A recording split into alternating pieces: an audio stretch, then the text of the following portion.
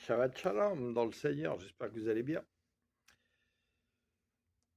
Le Seigneur m'avait montré en fait à travers des rencontres anodines de gens que je ne connaissais pas, où je sentais que c'est lui qui organisait tout cela, que beaucoup de gens aujourd'hui viennent te parler très rapidement dans la discussion de tout ce qui les inquiète dans notre société, parce qu'en plus le mal à travers nos politiciens, les médias ne se cachent même plus de faire le mal.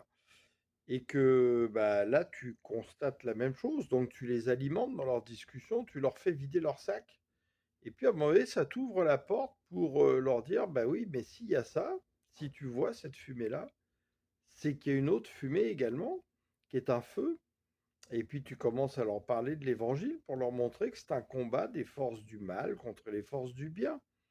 Et si tu leur parles intelligemment du Seigneur, c'est-à-dire de façon divinement spirituelle, appuyée sur la parole et non pas de façon religieuse, les gens sont interpellés, ils sont intéressés.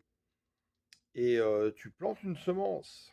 Après, tu peux aussi prier pour que justement le Seigneur envoie plus d'ouvriers auprès d'eux dans la moisson. Parfois, ça prend du temps, puis un jour, tu apprends que 6 mois, non, 2 ans après, les gens t'appellent et ils se sont convertis, ils sont allés au baptême, etc. Donc, le Seigneur me disait, réapprenez à vivre autrement. Tout ce que justement on nous a volé dans nos sociétés, une certaine tranquillité, le fait de pouvoir se parler entre humains et de ne pas ne parler qu'à notre téléphone, à notre ordinateur, et que ça soit l'inverse également, eh bien, nous pouvons tout à fait le faire. Au lieu de vous envoyer des SMS, vous pouvez vous appeler au téléphone.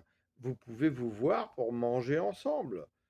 Et arrêtez de courir dans des magasins, arrêtez de remplir votre temps sans arrêt pour des futilités stupides de la société qui ne nous rendent pas heureuses. Tout ça, on peut le faire. Il suffit juste de réapprendre à vivre autrement. Peut-être consommer différemment si vous avez la chance de pouvoir faire un jardin potager et avec des vieilles semences.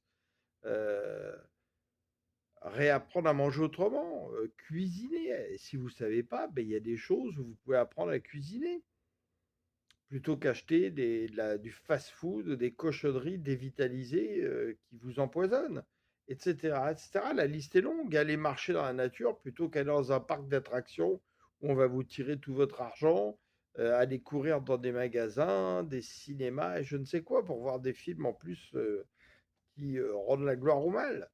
Enfin, vous voyez, donc le Seigneur me disait, réapprenez à vivre autrement. Il m'a dit ça en 2024.